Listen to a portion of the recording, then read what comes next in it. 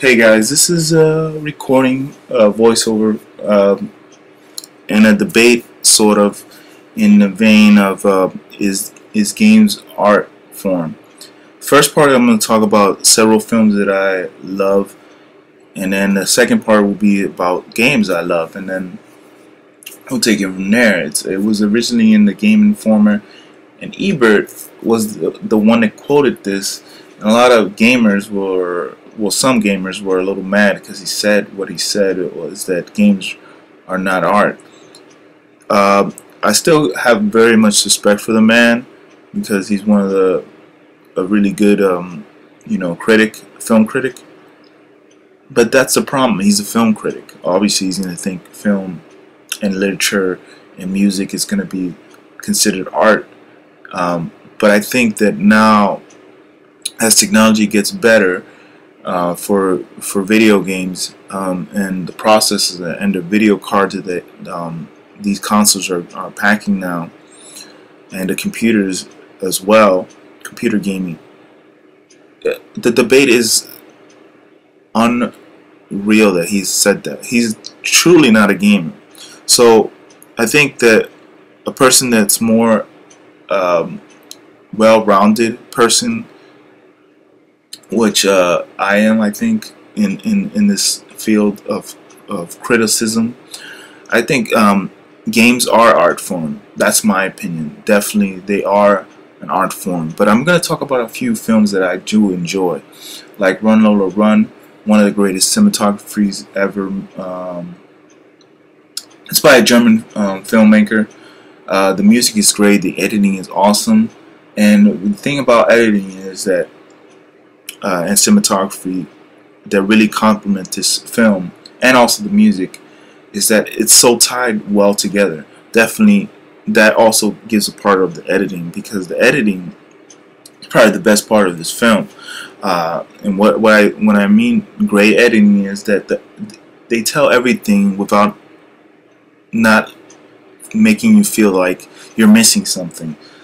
I guess that would be the best or shortest explanation of how I perceive as great editing. Then there's Seven Samurai, a great Japanese film by one of the most legendary directors. I forget it. Akira Kurosawa, I think his name is. I think that's how you pronounce it. He's made several of my favorite films, like Seven Samurai, Yojimbo. He's worked with several legendary Japanese actors, character actors that really portray their parts to the T. I mean, there's no bad acting in any of his films. Great cinematography. I highly recommend seeing any of his films, because basically any of his films is just a piece of art form on a film. Why I talk about film in such a passion, because I've always wanted to be a filmmaker. This is one of the reasons why I do YouTube videos, just to see if I get better at it, get better at making videos, editing videos, and my production value goes up. As you may know, recently with technical difficulties with my camera, bear with me, and hopefully you do enjoy what I'm talking about right now. Films are definitely an art form. Music and art, even graffiti to me is it's an art form. Literature is art form. And when people like Ebert debate that games are not art form, he's totally wrong. But I am giving love to film, because film is probably one of the greatest medium in the human race has ever created. There's also City of God by a Brazilian filmmaker. There's also a TV show which was on IFC for a little bit, about the same. It's like a spin-off of the film, but the film was much better, in my opinion. It had awesome editing as well, great lighting, and great cinematography in this film as well. The other films that the filmmaker has made so far have not been too impressive, but I hope he does have potential to make another great film just as well as this film, City of God. Ebert actually recommended this film in one of his shows when I used to watch the show, and I did watch it. Ebert, you know, is one of those great critics. Unfortunately, he is fighting cancer right now, which is you know, kind of bad to hear, because I really do respect his opinion on film. On video games, he has no leg to stand on, though. 2001 Space Odyssey is one of those confusing films that you have to see several times. Well, at least from my opinion, I had to see it several times to actually grasp and fully appreciate the film. I still think it's one of the Stanley Kubrick's least great films. It is a great film, but it's not his best film, editing-wise, at least. Cinematography, music, everything else is acting is awesome. He could have edited a little bit more compressed. Clockwork Orange, one of my favorite Stanley Kubrick films. Highly recommended if you haven't seen it yet. It's a most of his films were adapted from literature, fiction books, and I've seen every film of his. It's unfortunate that he didn't make as many films as he could have, I think. But I think the right pace of his filmmaking, he would probably make a film every 4 years or every 5 years, some even later after that. He didn't make films like year after year like certain people like Stanley, Spielberg, or you know. I mean, Spielberg doesn't make a film every year, but he does have a lot of productions in the works practically almost every year. You know, so he was a filmmaker that really took notice of a lot of things. He was I think he was very into lighting and cinematography. That's one of the biggest reasons I watched a lot of his films, because he did have a lot of cinematography. He was very into photography, I think, because you can tell in his films. His actors, anybody who's acted with him has done great work afterwards. You know, there's been many films of several actors that he's legendary films that I think of, like The Shining, Eyes Wide Shut, which actually has a version of it that was considered X-rated.